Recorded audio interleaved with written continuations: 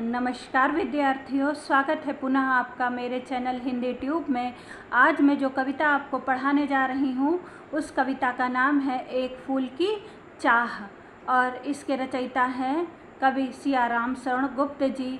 लेकिन कविता पढ़ाने से पहले मैं आपको इनके जीवन परिचय से संबंधित कुछ महत्वपूर्ण बिंदुओं से अवगत कराना चाहूँगी, क्योंकि MCQ टाइप के जो क्वेश्चन आते हैं उनको करने में आपको आसानी होगी अगर आप इन महत्वपूर्ण बिंदुओं पर ध्यान देंगे। कवि का जन्म है 1895, मृत्यु 1965, जन्म स्थान झांसी के निकट चिरगांव नामक स्थान। बड़े भाई का नाम राष्ट्र कवि मैथिली शरण गुप्त। इनकी मुख्य कृतियां हैं मौर्य विजय, आद्रा, पाथेय, मृण्मयी, उन्मुक्त, आत्मोत्सर्ग, दुर्वादल एवं नकुल। कुछ विशेष बिंदु है जिन पर आप लोग अच्छी तरीके से ध्यान दीजिएगा, ताकि पेपर में किसी भी प्रकार का क्वेश्चन पूछे तो आप लोगों को किसी भी प्रकार की कठिनाई का सामना ना करना पड़े। सियाराम शरण जी की रचना का गुण कथात्मकता रहा है। कथात्मकता यानी कि कहानी। जब कोई कविता एक कहानी के तौर पर लिखी जाती है जिसका शुरुआत और अंत होता है कहानी की तरह, तो उसको कहते हैं कथात्मकता। तो सियाराम शरण जी के जो कविताएं हैं उनका मुख्य गुण कथात्मकता रहा है। उन्होंने सामाजिक कुरीतियों एवं देश की ज्वलंत घटनाओं और समस्याओं का ज्वलंत चित्रण किया है। यानी कि जो देश में उस समय तत्कालीन सामाजिक परिस्थितियों में जो भी मुख्य समस्याएं उनको दिखाई दी हैं, उन्होंने अपनी कविताओं का विषय उन्हें बनाया है। वह महात्मा गांधी और विनोबा भावे के अनुयायी थे, जिनका प्रभाव उनकी रचनाओं पर देखने को मिलता है। एक फूल की चाह जो आप कविता पढ़ने जा रहे हैं, ये भी एक कथात्मक शैली में लिखी गई कविता है, जिसमें उस समय में अछूतों के ऊपर किए गए अत्याचार का वर्णन है। क्योंकि आज़ादी से पहले आप सभी लोग जानते हैं कि जो हमारा समाज था वहाँ पर अछूत लोगों के प्रति कैसा व्यवहार किया जाता था। उन्हें किसी भी सार्वजनिक स्थान और मंदिर, तालाबों आदि पर प्रवेश निषेध था उनका, और बहुत सारे कवियों ने इस चीज़ को अपना काव्य का विषय बनाया है, अपने लेखन का विषय बनाया है लोगों ने। तो एक फूल की चाह जो कविता है उसमें सियाराम शरण गुप्त जी ने उस समय के जो अछूत लोगों के साथ किया गया व्यवहार है उसका वर्णन किया है। एक पिता और पुत्री के माध्यम से ये कविता लिखी गई है, एक कहानी की तरह है। अगर आप लोग इसको अच्छी तरीके से ध्यान दे करके पढ़ेंगे तो बहुत अच्छी तरीके से समझ में आएगी। कोई विशेष क्लिष्ट शब्द नहीं है, लेकिन फिर भी जो क्लिष्ट शब्द हैं उनका अर्थ मैंने स्पष्ट कर दिया है। आप लोग ध्यान से पढ़ेंगे तो अच्छी तरीके से आप लोगों को समझ में आएगा। उद्वेलित कर अश्रु राशियाँ, हृदय चिताएं धधका कर, महामारी प्रचंड हो फैल रही थी इधर उधर। छीड़ कंठ मृत वत्साओं का करुण रुदन, दुर्दांत नितांत भरे हुए था निज कृसरों में हाहाकार अपार अशांत। उद्वेलित यानी कि छलका कर, अश्रु राशियाँ यानी कि आंसुओं की झड़ी, हृदय चिताएं हृदय रूपी चिता, दुर्दांत जिसका दमन करना कठिन हो, महामारी विस्तृत भूभाग पर फैली बीमारी को बोलते हैं।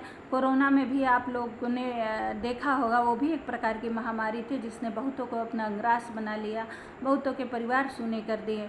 प्रचंड का अर्थ होता है भयंकर, छीड़ का अर्थ होता है कमज़ोर गला, मृत वत्साओं जिनकी संतान मर गई हों, नितांत यानी कि पूरी तरह से, कृस का अर्थ होता है कमज़ोर, र यानी कि स्वर, अपार का अर्थ होता है असीमित। उद्वेलित यानी कि यहाँ पर बता दूँ, कविता पढ़ाने से पहले एक छोटी सी बात बता देना चाहती हूँ कि ये कविता एक पिता के भावों को व्यक्त कर रही है। वह पिता जिसकी पुत्री महामारी के चपेट में आ गई है, वह चाहते हुए भी, बहुत कोशिश करने पर भी न तो उसे महामारी की चपेट में आने से रोक पाता है और न ही उससे बचाने का कोई उपाय कर पाता है। उसकी बच्ची की एक छोटी सी प्रबल इच्छा थी कि यदि मुझे मंदिर में माँ के प्रसाद का एक फूल ही मिल जाए जो कि माँ के चरणों में अर्पित हो, तो शायद मैं बच जाऊँ। जो पिता है वो अछूत है, एक अछूत जाति का व्यक्ति है, वो चाह कर के भी मंदिर से एक फूल नहीं ला करके दे सकता है अपनी बेटी को। उसने बहुत प्रयास किया मंदिर के अंदर जाने का, लेकिन वहाँ पर उसके बाद क्या होता है यह हम इस कथा के माध्यम से, इस कहानी जो कि लेखक ने रचना रची है कथात्मक शैली में, उसके माध्यम से आपको अवगत कराती हूँ। उद्वेलित कर असुर राशियाँ हृदय चिताए धधका कर। जो लोग उस समय मर रहे थे तो एक हाहाकार, एक रुदन मचा हुआ था। लोगों के आंसू की जो झरी थी वो रुकने का नाम ही नहीं ले रही थी। जैसे एक वर्षा की झरी लगी होती है, ठीक उसी तरीके से चारों ओर हाहाकार मचा हुआ था और अश्रु राशियाँ, लोगों के आँख से आंसू रुकने का नाम नहीं ले रहे थे, लगातार बह रहे थे और वे हृदय रूपी चिता को धधकाते थे। उल्टा होता है यहाँ पर कि आंसू पीड़ा को शांत नहीं कर रहे हैं, हृदय के अंदर जो पीड़ा भरी हुई है, हृदय के अंदर जो दुख की चिता चल रही है, उस चिता को और अधिक धधकाते हैं ये आंसू। महामारी प्रचंड हो फैल रही थी इधर उधर। यह जो महामारी थी जिसका कवि ने वर्णन नहीं किया है कि वो किस प्रकार की महामारी थी, कहाँ फैली थी, बस यही वर्णन किया है कि वो एक महामारी थी। तो यह महामारी प्रचंड हो, अपना भयंकर रूप लेकर के इधर उधर पूरे क्षेत्र में फैलती चली जा रही थी। क्षीणकंठ मृतवत्साओं, मृतवत्साओं का अर्थ होता है जिनकी संतानें मर गई हों, उनका गला रोते रोते क्षीणकंठ यानी कि कमज़ोर हो चुका था। उनका गला रोते रोते बिल्कुल भर्रा गया था, कमज़ोर हो गया था, मुख से आवाज़ ही नहीं निकल रही थी सही तरीके से। और उनका जो करुण रुदन था, एक दयनीय रुदन था, उसका दुर्दांत, उसका दमन करना, उसको रोक पाना नितांत कठिन था। बहुत ही पूरी तरीके से उसको दमन कर देना, उनके आंसुओं को रोक देना बहुत ही कठिन कार्य था। क्योंकि ऐसी भी परिस्थिति में महामारी जब सब तरफ से सबको चपेट में बनाए होती है, लिए हुए होती है, तो किसको फुर्सत होती है और कौन किसके दुख को उस समय शांत कर पाता है। आप ऐसी कोरोना जैसी बीमारी से इसका उदाहरण ले सकते हैं। भरे हुए था निज कृसरों में हाहाकार अपार अशांत। जो जिनकी संतानें मर गई थी और वो जो अपने छीड़ कंठ से रुदन कर रही थी, जिस रुदन को रोक पाना मुश्किल था, उस कृसरों में यानी कि उस कमज़ोर स्वर जो उनके मुख से निकल भी नहीं पा रहा था, उस कमज़ोर स्वर में भी अपार यानी कि जिसका कोई पार ना हो, ऐसा अपार हाहाकार उस कमज़ोर स्वर से भी प्रकट हो रहा था। यानी कि चारों तरफ हाहाकार मचा हुआ था, अशांति मची हुई थी। बहुत रोकता था सुखिया को ना जा खेलने को बाहर, नहीं खेलना रुकता उसका नहीं ठहरती वह पल भर। मेरा हृदय काँप उठता था बाहर गई निहार उसे, यही मनाता था कि बचा लूँ किसी भांति इस बार उसे। निहार का अर्थ होता है देखना या देख, भांति होता है किसी भी तरीके से। पिता कहता था मैं अपनी बच्ची सुखिया को बहुत रोकता था कि खेलने को बाहर ना जा।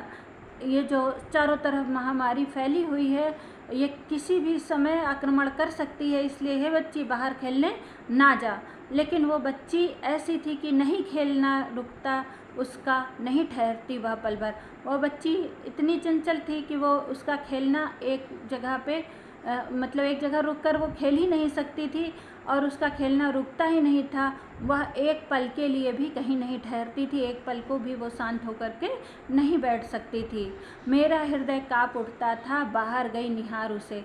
जब मैं देखता था कि मेरी बच्ची बाहर गई है तो यह देख करके मेरा हृदय जो था वो किसी अज्ञात आशंका से काँप उठता था कि कहीं मेरी बच्ची भी बीमारी की चपेट में ना आ जाए। तो मैं सोचता था, यही मनाना था कि बचा लूँ किसी भांति इस बार उसे। अब की बार मैं इस महामारी की चपेट से अपनी बच्ची को किसी भी प्रकार से बचा लूँ। भीतर जो डर रहा छिपाए हाय वही बाहर आया। एक दिवस सुखिया के तन को ताप तप्त मैंने पाया। ज्वर में बिहवल हो बोली वह क्या जानूं किस डर से डर, मुझको देवी के प्रसाद का एक फूल ही डोला कर। जो भीतर मेरे अंदर डर छुपा हुआ था, कि अपनी बच्ची के लिए कि कहीं वो महामारी की चपेट में ना आ जाए। तो वही जो मेरे मन का अज्ञात डर था वो बाहर प्रत्यक्षता प्रकट हो गया। और होता क्या है कि एक दिन मैंने अपनी बच्ची सुखिया के तनु को यानी कि शरीर को बुखार से गर्म पाया, पूरा बुखार से उसका शरीर जल रहा था और ज्वर से विह्वल यानी कि व्याकुल हो, बेचैन हो करके वह बच्ची क्या बोलती हो क्या जानूँ, किस डर से डर, पता नहीं उसके मन में भी कोई अज्ञात आशंका थी, अज्ञात डर बैठा हुआ था। वो भी इस चीज़ को भाप गई थी कि वो महामारी के चपेट में आ गई है। तो वो भी बच्ची कहती है व्याकुल होकर के बुखार में कि हे पिता, मुझको देवी के प्रसाद का यानी कि वह फूल जो मंदिर में चढ़ा हुआ है, हे पिता मुझको वो प्रसाद का फूल ला करके दे दो। क्रमशः कंठ छीड़ हो आया, शिथिल हुए अवयव सारे, बैठा था नौ नौ उपाय की चिंता में मैं मन मारे। जान सका ना प्रभात सजग से, हुई अलस कब दोपहरी, स्वर्ण घनों में कब रवि डूबा, कब आई संध्या गहरी। शिथिल यानी कि शक्ति से हीन होना, यहाँ पर हीन शब्द कट गया है, आप लोग जान लीजिए कि शिथिल का अर्थ होता है शक्ति से हीन होना। अवयव यानी कि शरीर के अंग। स्वर्ण घन मतलब सुनहरे रंग के बादल, यानी कि जब सूरज की रोशनी बादलों पे पड़ती है और वो रोशनी जब बहुत तेज़ होती है तपती दोपहरी की, तो सूरज जो बादल होते हैं उनका कलर एकदम से सुनहरा, जब यानी कि संध्या काल का समय हो जाता है तो उस समय बादल सुनहरे रंग के दिखाई देते हैं। तो क्रमशः कंठ छीड़ हो आया, जो पिता है जब वो उसका मन में अपनी बच्ची से सुनता है कि एक फूल दो प्रसाद का लाकर, तो उसको भी महसूस हो जाता है कि मेरी बच्ची अस्वस्थ हो चुकी है और शायद उसे बीमारी लग गई है। तो उसका जो कंठ था, गला, वो छीड़ हो आया, उसके मन में दुख भर आया और इस डर से उसके सारे अंग शिथिल हो गए। अव्यय का अर्थ होता है अंग, और उसके अंग शिथिल हो जाते हैं। एक तरीके से महसूस होता है कि सारी शक्ति चली गई है। बैठा था नौ नौ उपाय की चिंता में मैं मर मारे, और वह नौ नौ उपाय कर रहा था, चिंता में बैठा हुआ था कि किस प्रकार से, किस भांति मैं अपनी बच्ची को बचा लूँ। इसी सोच में वो बैठा नौ नौ उपाय सोच रहा था, नए नए प्रकार के उपाय सोच रहा था। जान सका ना प्रभात सजग से, हुई अलस कब दोपहरी। और इसी चिंता में जब वो बैठा हुआ था तो उसे पता ही नहीं चल सका कि कब प्रभात सजग से हुई अलस दोपहरी, कि कब प्रभात हुई। और प्रभात में सब लोग चहल पहल हो जाती है, तो उसे ये भी नहीं पता चल सका कि कब सुबह हो गई है और कब अलस दोपहरी हुई है, और उसके बाद कब लोगों को अलसा देने वाली दोपहर हो गई है। लोगों के मन में आलस, दोपहर के समय व्यक्ति थोड़ा सा आलस महसूस करने लगता है, प्रभात में थोड़ा सा सजग होता है। तो आज कब दोपहरी हो गई है वो ये भी उसको नहीं पता चल पाया है। स्वर्ण घनों में कब रवि डूबा, कब सुनहले बादलों के बीच में रवि यानी कि सूर्य डूब गया है, और कब आई संध्या गहरी, कब दोपहर से सांझ हो गई, कब संध्या का समय हो गया, ये भी उस पिता को उस चिंता के कारण पता नहीं चलता है। सभी ओर दिखलाई दी बस अंधकार की ही छाया, छोटी सी बच्ची को ग्रसने कितना बड़ा तिमिर आया। ऊपर विस्तृत महाकाश में जलते से अंगारों से, झुलसी सी जाती थी आंखें जगमग जगते तारों से। व्यथित होकर के, आकुल व्याकुल होकर के पिता बैठा है, मृत्यु की आशंका उसे स्पष्ट दिखाई दे रही है, पता नहीं क्या होगा, इस सोच में वह बैठा हुआ है। तो उसे चारों ओर अंधकार ही अंधकार दिखाई दे रहा है। एक अंधकार जो कि प्रकृति में होता है वो अंधकार, और दूसरी ओर उसे अपने बच्ची के जीवन में अंधकार दिखाई देता है कि छोटी सी बच्ची को, अभी ये बच्ची छोटी है, उम्र ही क्या है, और इसको ग्रसने यानी कि लीलने, खाने, इसको अपना कार बनाने के लिए कितना बड़ा तिमिर आया, कितनी बड़ी मृत्यु रूपी अंधकार आ गया है। ऊपर विस्तृत महाकाश में जलते से अंगारों से, जो ऊपर विस्तृत आकाश फैला हुआ है, जिसका ना कोई ओर है, जिसका ना कोई छोर है, उसमें जो तारे चमक रहे हैं वो इस समय उसे अंगारों के समान प्रतीत हो रहे हैं। झुलसी सी जाती थी आँखें। किसी भी तपती हुई चीज़ के पास जाइए तो जैसे लगता है कि झुलस के पूरे आग लग गई हो, उसी तरीके से भी यहाँ पर उसकी आँखों में महसूस होते हैं वो तारे जो आकाश में इस समय जागे हुए हैं, जगमग कर रहे हैं। तो वो इस समय उसकी आँखों को शीतलता प्रदान करने के बजाय उसकी आँखों को झुलसा रहे हैं, उस पिता को झुलसा रहे हैं जो कि अपने बच्चे की चिंता में रात भर से जगा हुआ है, सुबह से शाम तक बैठा हुआ है। देख रहा था जो सो स्थिर हो नहीं बैठती थी क्षण भर, हाय वही चुपचाप पड़ी थी अटल शांति सी धारण कर, सुनना वही चाहता था मैं स्वयं ही उकसा कर, मुझको देवी के प्रसाद का एक फूल ही डोला कर। सुस्थिर मीन्स होता है अच्छी तरह एक जगह से रुकना, अटल का अर्थ होता है कभी ना टलने वाली, उकसाना का अर्थ होता है प्रेरित करना, धारण कर यानी कि अपना कर। पिता देख रहा है कि जो बच्ची सुस्थिर हो यानी कि एक जगह अच्छी तरीके से टिककर बैठती ही नहीं थी, एक पल को भी नहीं बैठती थी, क्षण भर को भी नहीं बैठती थी, वही बच्ची, हाय कैसी विडंबना है कि वही बच्ची चुपचाप पड़ी थी बिस्तर पे, चुपचाप बिना कोई आवाज़ किए, बिल्कुल सन्नाटे में, एकदम से मृत्यु की गोद में जैसे पड़ी थी। अटल शांति से धारण कर, ऐसा कभी न टलने वाली शांति उसके मुंह पे थी, जैसे लगता था कि अब क्या वो कभी बोलेगी ही नहीं। सुनना वही चाहता था मैं स्वयं ही उकसा कर, मैं बार बार उसको उकसाता था। जैसे कि बच्चे बीमार होते हैं तो माँ बाप उसे कुछ न कुछ बोलने के लिए प्रेरित करते हैं ताकि पता चल सके बच्चे की अवस्था क्या है, कैसी है, क्या सुधार है स्वास्थ्य में। तो यही स्थिति जानने के लिए उसका पिता भी उसे बार बार उकसाता है, उसे बार बार प्रेरित करता है कि बच्ची कुछ तो बोले, एक बार फिर से मेरी बच्ची बोले कि मुझको देवी के प्रसाद का एक फूल ही डोला कर, एक बार तो मेरी बच्ची पुनः मुझसे बोल दे कि मुझे देवी के प्रसाद का एक फूल ला करके दे दो। ऊंचे शैल शिखर के ऊपर मंदिर था विस्तीर्ण विशाल, स्वर्ण कलश सरसिज विहिषित थे, पाकर समुदित रवि कर जाल, दीप धूप से आमोदित था मंदिर का आंगन सारा, गूंज रही थी भीतर बाहर मुखरित उत्सव की धारा। अब वो मंदिर जहाँ पे है वो कहाँ पर है, कठिन शब्दों के अर्थ बता देती हूँ। अच्छा, शैल शिखर यानी कि पहाड़ की चोटी पर, विस्तृत यानी कि बड़े क्षेत्र में फैली हुई, सरसिज का अर्थ होता है कमल का पुष्प, विहसित में खिले हुए, समुदित यानी कि प्रसन्नता से, आमोदित प्रसन्नता से, संपूर्ण या प्रसन्नता से भरे पूरे हुए, अंजलि यानी कि दोनों हथेली जोड़ना। आप लोगों ने भी अक्सर शादी विवाह और अन्य मुहूर्तों पे देखा होगा कि दोनों हाथों को जोड़ करके अंजलि बनाती है। अंजलि में आप लोग पानी भी पी सकते हैं, कभी कभार लोग जब कोई व्यवस्था नहीं होती गिलास आदि की तो अंजलि में भर करके नल से पानी भी पीते हैं, तो उसी मुद्रा को क्या कहते हैं, अंजलि। या फिर शादी विवाह के अवसरों पर भी आपने देखा होगा कि अंजलि में चावल भर के लाया जाता है, तो उसी को अंजलि कहते हैं। झट यानी कि जल्दी, परम का अर्थ होता है सर्वोत्तम। ऊंचे शैल, ऊंचे पर्वत शिखर के ऊपर विस्तीर्ण मतलब बड़े से क्षेत्र में फैला हुआ वह मंदिर था। और स्वर्ण कलश सरसिज, वहाँ पर मंदिर के ऊपर क्या था, स्वर्ण कलश।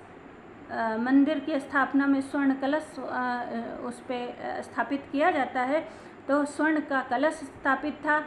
सरसिज यानी कि कमल, विहसित थे, कमल खिले हुए थे। किस प्रकार खिले हुए थे, प्रसन्नता से खिले हुए थे। समुदित यानी कि प्रसन्नता से कमल खिले हुए थे। रवि यानी कि सूर्य के जो सूर्य का जाल फैला हुआ था, सूर्य के प्रकाश का जो जाल फैला हुआ था, उसके संसर्ग से यानी कि सूर्य की रोशनी को पा करके कमल खिले हुए थे। और दीप धूप से पूरा आंगन, जो मंदिर का था आंगन, वो पूरा धूप दीप से वातावरण सुगंधमय था। घंटा ध्वनि बज रही थी, दीप जल रहे थे, धूप महक रहा था, पूरा मंदिर का आंगन महक उठा था। वातावरण में अजीब सी सुगंध, एक शुद्ध सुगंध व्याप्त थी और गूंज रही थी भीतर बाहर, और वहाँ पर जो घंटा ध्वनि हो रही थी और आरती हो रही थी, उसके कारण भीतर बाहर ऐसा लग रहा था जैसे कि कोई उत्सव चल रहा हो मंदिर में। भक्त वृंद मृदु कंठ से गाते थे सभक्ति मुदमय, पतित तारिणी पापहारिणी माता तेरी जय जय जय। पतित तारिणी तेरी जय जय मेरे मुख से भी निकला, बिना बढ़े ही मैं आगे को जाने किस बल से ढिकला। कठिन शब्दों के अर्थ। भक्त वृंद यानी कि भक्तों के समूह, वृंद का अर्थ होता है समूह, मुदमय यानी कि प्रसन्नता से डूबकर।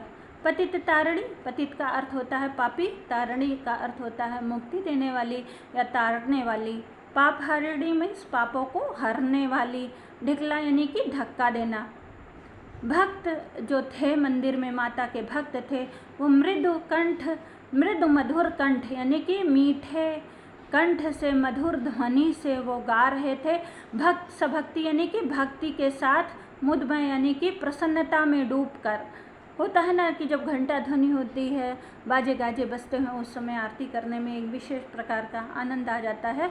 तो सभी प्रकार जो वहाँ पे भक्तजन थे वो बहुत ही मुदमय यानी कि प्रसन्नता के साथ मधुर कंठ से माँ की आरती कर रहे थे। आरती में गा रहे थे कि पतित तारिणी, हे पापियों को तारने वाली, पापों का हरण करने वाली माता तेरी जय जयकार हो, ऐसा वे गा रहे थे। तो उसी वातावरण में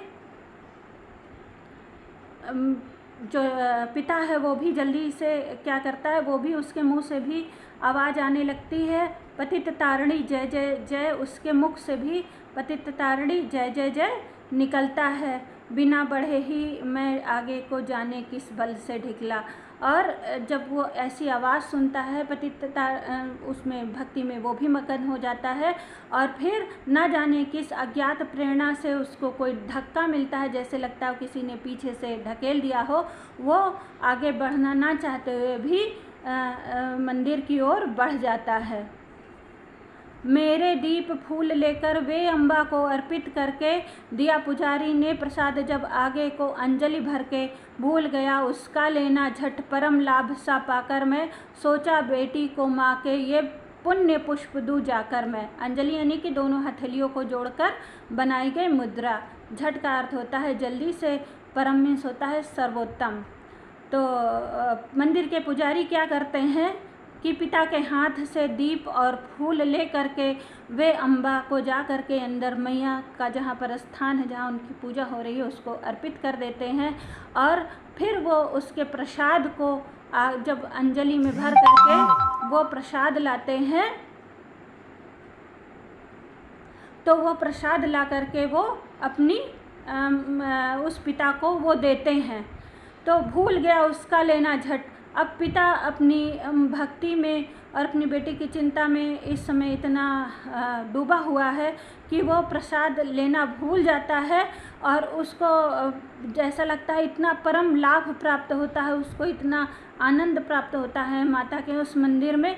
उसको महसूस होता है कोई परम लाभ कि हाँ मेरी बच्ची स्वस्थ हो सकती है। तो वो इसी सोच में वो जल्दी से आगे बढ़ करके अपनी सोचता है कि मैं मैया के चरणों से पुष्प लाऊं और जा करके जल्दी से अपनी बेटी को दे दूं, ताकि मेरी बच्ची जो है वो स्वस्थ हो जाए।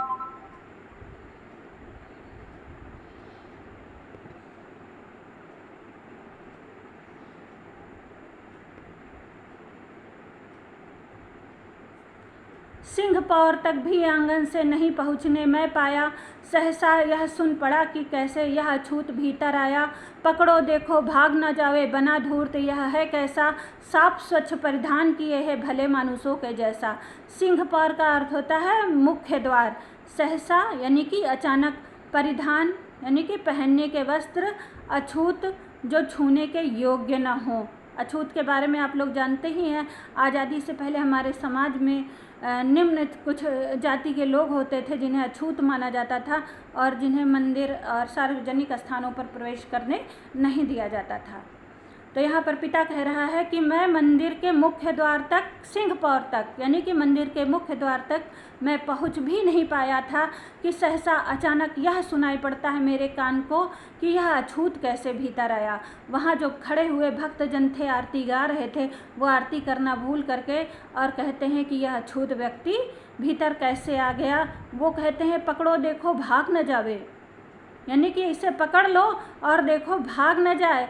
बनाए धूर्त यह कैसा है, यह कैसा धूर्त व्यक्ति है, साफ स्वच्छ परिधान पहने हुए है और बिल्कुल सभ्य की तरह, सभ्य लोगों की तरह यह भी घुस आया है स्वच्छ परिधान पहन के। लगता ही नहीं कि अछूत है और ये अपने भले मानुषों के जैसा एक सभ्य नागरिक की तरह यह वेश धारण करके और ये हमारे समाज में चला आया है, हमारे सवर्णों के समाज में, हमारे मंदिर में इसने प्रवेश कर लिया है। इसको पकड़ो देखो और इसको इतना मारो और ये यहाँ से भागने ना पाए। पापी ने मंदिर में घुसकर किया अनर्थ बड़ा भारी, कलुषित कर दी है मंदिर की चिरकालिक शुचिता सारी। क्या मेरा कलुष बड़ा है देवी की गरिमा से भी, किस बात में हूँ मैं आगे माता की महिमा के भी। अनर्थ यानी कि उल्टा अर्थ वाला। कलुषित मीन्स होता है कलंकित, चिरकालिक का होता है लंबे समय या अनादिकाल से, शुचिता का अर्थ होता है पवित्रता, कलुष का अर्थ होता है कलंक या दोष, गरिमा का अर्थ होता है मान सम्मान। वहाँ खड़े लोग क्या कह रहे हैं उस पिता के बारे में कि क्योंकि वो पिता अछूत जाति से था, तो लोग क्या कह रहे हैं कि पापी ने मंदिर में घुस करके बड़ा भारी अनर्थ काम कर दिया है, बहुत ही उल्टा काम किया है, समाज से विपरीत इसने काम कर दिया है, सामाजिक मर्यादा को इसने तोड़ दिया है, कलुषित कर दी है, इसने मंदिर में कलंक लगा दिया। यह अछूत जो मंदिर में प्रवेश कर गया है तो इसने कलंक कर दिया, गंदा कर दिया है मंदिर को। जो मंदिर की शुचिता थी, पवित्रता थी, एक लंबे समय से जो मंदिर की पवित्रता चली आ रही थी, उसने इसमें कलंक लगा दिया है। मंदिर को इसने मंदिर में प्रवेश करके इसने मंदिर को अपवित्र कर दिया है। क्या मेरा कलुष बड़ा है देवी की गरिमा से भी। तब पिता प्रश्न करता है वहाँ खड़े के लोगों से कि क्या मेरा कलुष यानी कि मेरा कलंक या मेरा दोष इतना बड़ा है कि जिसके आगे देवी की गरिमा भी छोटी हो गई है।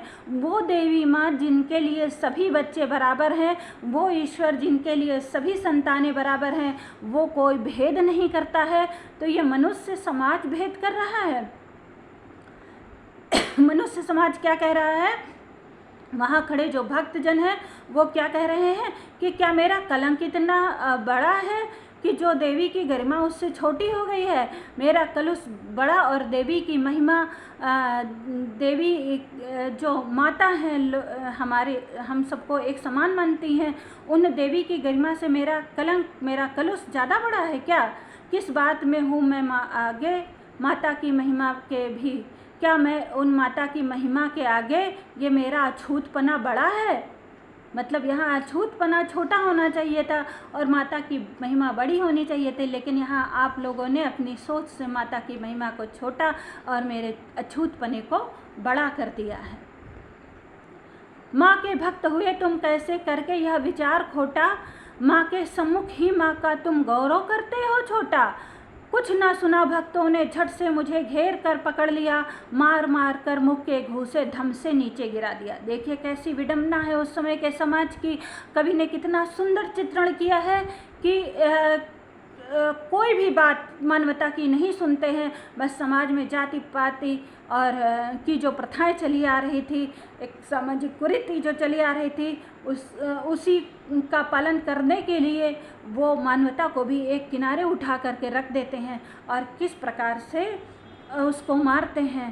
तो जो पिता है वो कहता है माँ के भक्त हुए तुम कैसे, तुम लोग किस प्रकार से माँ के भक्त हो। माँ तो मानवता सिखाती है, माँ तो सबको लिए समानता सिखाती है, माँ के लिए तो सब बच्चे बराबर हैं, और तुम उस ईश्वर की, उस माँ की संतान होते हुए भी तुम ये विचार कैसे, इतना बुरा विचार रख सकते हो, इतना खोटा विचार तुम लोग कैसे रख सकते हो। माँ के सम्मुख यानी कि तुम माँ के मंदिर में खड़े हुए हो और तुम यहाँ पर माँ का गौरव, माँ का सम्मान छोटा करते हो, यानी कि माँ की महिमा को छोटा दिखा रहे हो, अछूतपने को बड़ा दिखा रहे हो, ये तुम माता के सम्मान में कमी कर रहे हो, तुम किस प्रकार के भक्त हो।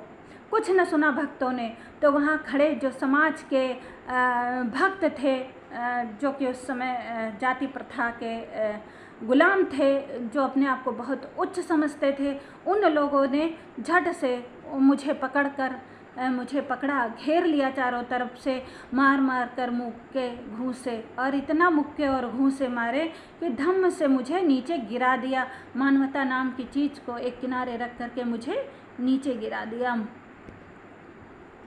मेरे हाथों से प्रसाद भी बिखर गया। सबका सब हाय अभागी बेटी, तुझ तक कैसे पहुँच सके यह अब। न्यायालय ले गए मुझे वे 7 दिवस का दंड विधान, मुझको हुआ था मुझसे देवी का महान अपमान। अभागी का अर्थ होता है भाग्यहीन, दंड विधान होता है यानी दंड देने का नियम। तो मेरे हाथों से जब उसे इतना मारती है, वहाँ के जो भक्तजन थे, जो वहाँ की जनता थी मंदिर में खड़ी हुई आरती करती है, वो उस दुखियारे पिता को इतना मारती है कि उसके हाथों से प्रसाद छूटकर बिखर जाता है। पिता कहता है कि मेरे हाथों से प्रसाद बिखर करके छूट गया, गिर गया, सबका सब पूरा का पूरा प्रसाद गिर गया। हाय, मैं इतना दीन, मैं इतना लाचार हूँ। हे मेरी भाग्यहीन बेटी, अब तुझ तक कैसे पहुँच सकेगा, क्योंकि देने वाला मैं था, और जब मेरे हाथ से प्रसाद गिर गया है तो तुझ तक प्रसाद पहुँचाने वाला कोई नहीं है, तुझ तक यह प्रसाद कैसे पहुँचेगा। न्यायालय ले गए मुझे वे। अब सारे लोग घेर कर पकड़ कर मुझको मारने पीटने के बाद न्यायालय ले जाते हैं, और वहाँ मुझे 7 दिन का दंड मिलता है। 7 दिन कारावास का दंड विधान, यानी कि 7 दिन के लिए मेरे कारावास की सज़ा निश्चित की जाती है। क्यों? क्योंकि मुझसे हुआ था देवी का महान अपमान। मुझसे उन देवी मैया का अपमान हो गया था। मैं अछूत होकर के मंदिर में चला गया था। लोगों की सोच के अनुसार, तत्कालीन सामाजिक स्थिति और उसमें रह रहे लोगों की सोच के अनुसार जो मुझसे देवी मैया का अपमान हुआ था, उसी के तहत मुझ अछूत व्यक्ति को 7 दिन का दंड मिलता है। मैंने स्वीकृत किया दंड, वह शीश झुकाकर चुप ही रहे। उस असीम अभियोग दोष का क्या उत्तर देता, क्या कहे। 7 रोज ही रहा जेल, या कि वहाँ सदियाँ बीती, अविश्रांत वर्षा करके भी आंखें तनिक नहीं रहती। असीम अभियोग मीन्स भयंकर आरोप, सदियाँ यानी कि सैकड़ों साल, अविश्रांत मीन्स बिना रुके, तनिक मीन्स जरा भी, रीति का अर्थ होता है खाली।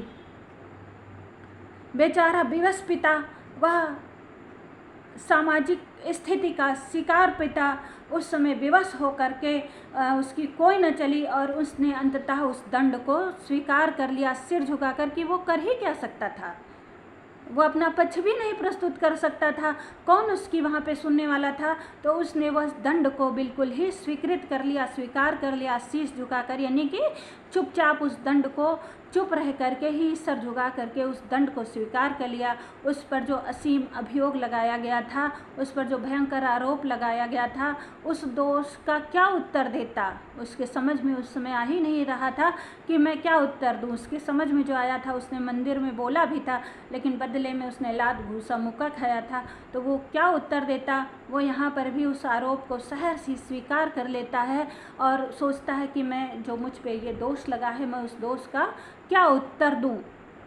7 रोज ही रहा जेल में, या कि वहाँ सदियाँ बीती। वह 7 दिन जेल के अंदर रहा, और वो 7 दिन उसके लिए सदियों के समान हो गए, क्योंकि बेटी उसकी मृत्यु शैया पर पड़ी हुई थी। उसे देखने वाला, दवा देने वाला कोई भी नहीं था। उसकी जो अभिलाषा थी कि एक फूल में पा जाऊं, वो भी उस तक पहुंचाने वाला कोई नहीं था।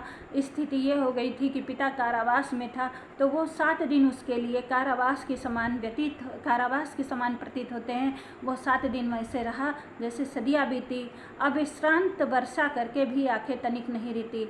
जो उसकी आंखें थी वो बिना रुके हुए बारिश कर रही थी आंसुओं की, लेकिन फिर भी रीति में खाली नहीं होती हैं, तनिक भी खाली नहीं होती हैं। आंसुओं का भंडार भरा हुआ है आँखों में, दुख से व्याकुल है वह पिता, और इतने में भी रोते रोते भी उसकी आंखें थकती नहीं हैं। अनवरत वर्षा, अनवरत अश्रुओं की धारा उसकी आँखों से बह रही है।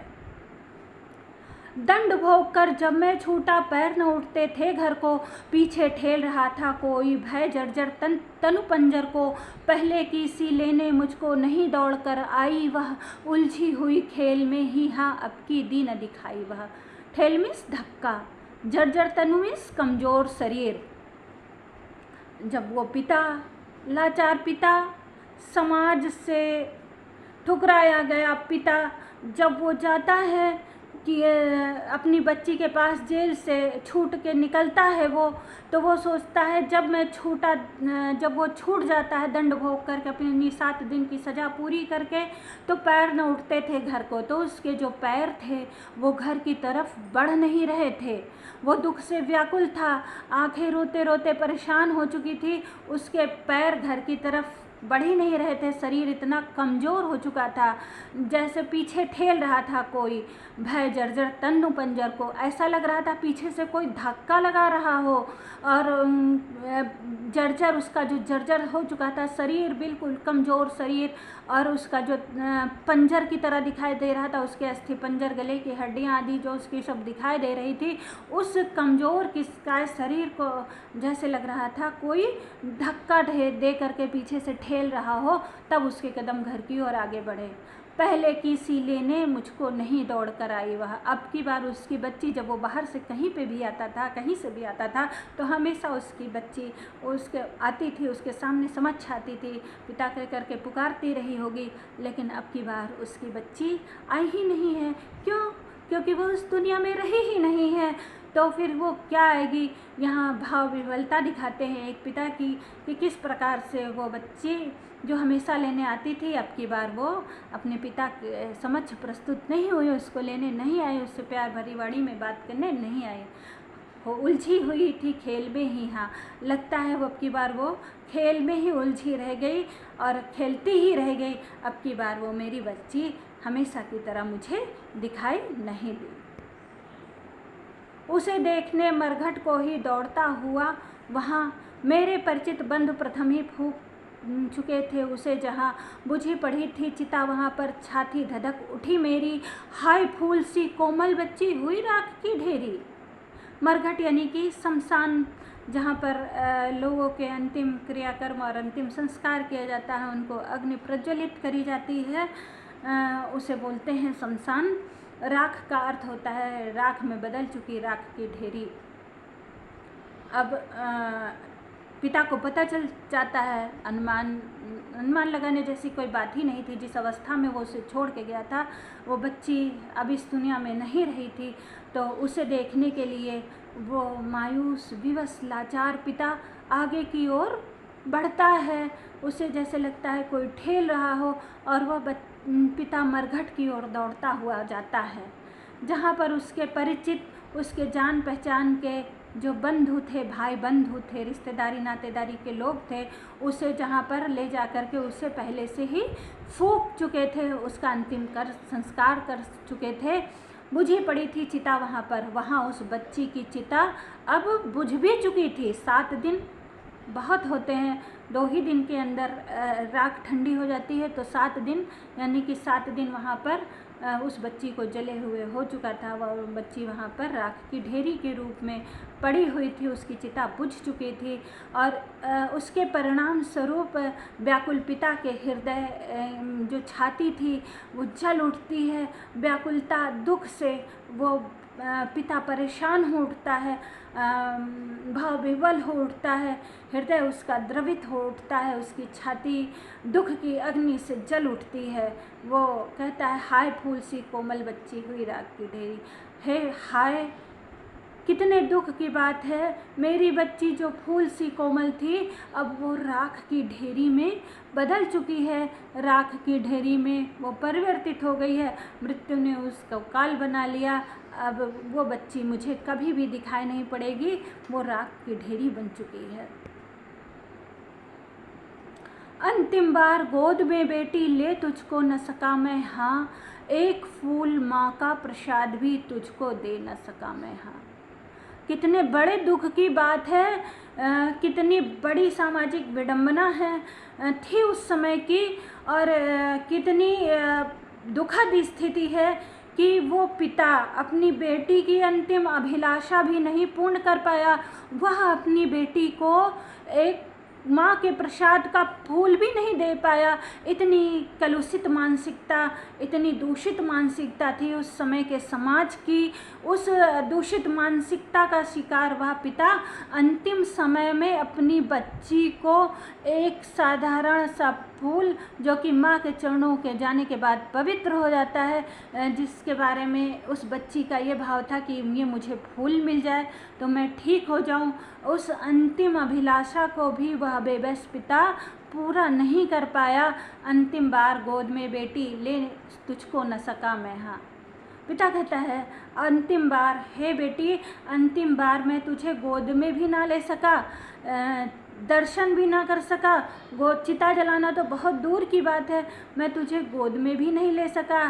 कितनी भाग्यहीन तू है, कितना भाग्यहीन मैं हूँ, कितनी भाग्यहीन और कितनी भारी ये विडंबना है समाज की, कि मैं उस बच्ची को, अपनी बच्ची को अब गोद में भी नहीं ले सका, उस फूल सी बच्ची को, और माँ के प्रसाद का एक फूल तुझको दे न सका मैं। हाँ, हे मेरी बच्ची, मैं तुझे माँ के प्रसाद का एक फूल भी ना दे सका।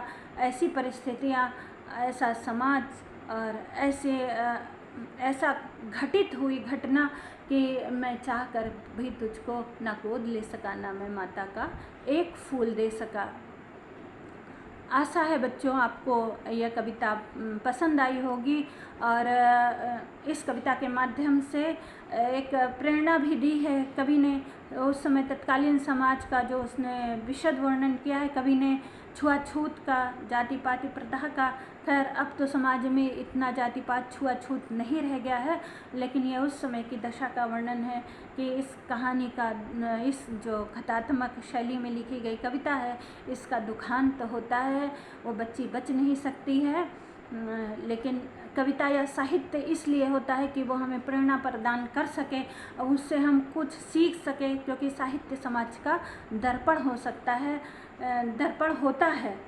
तो इस कविता को पढ़ने के बाद अपने मन स्थिति को टटोलते हुए, अपने हृदय को उदार बनाते हुए सभी के लिए एक समान दृष्टि रखी जाए, ऐसा कवि का उद्देश्य रहा है। आशा है आप सभी इस उद्देश्य को पूरा करेंगे। और अगर आपको कविता पढ़ने में किसी भी प्रकार की कठिनाई हुई हो, अर्थ समझने में कोई भी दिक्कत है, तो आप लोग पुनः कमेंट बॉक्स में प्रश्न करके मुझसे पूछ सकते हैं। मैं सभी प्रश्नों का समुचित उत्तर देने का प्रयास करूँगी, और इसके बाद मैं आपके समक्ष नेक्स्ट कविता लेकर के उसकी व्याख्या सहित प्रस्तुत होंगी। तब तक के लिए आप सभी को मेरा नमस्कार है। आप सभी को मेरा बहुत बहुत धन्यवाद और बहुत बहुत नमस्कार है। और आपसे निवेदन है कि अगर आपको कविता आदि पसंद आ रही हो, व्याख्या पसंद आ रही हो, तो आप लोग चैनल को सब्सक्राइब करें। इसी के साथ आपको धन्यवाद। पुनः मिलते हैं नेक्स्ट पाठ की व्याख्या के साथ।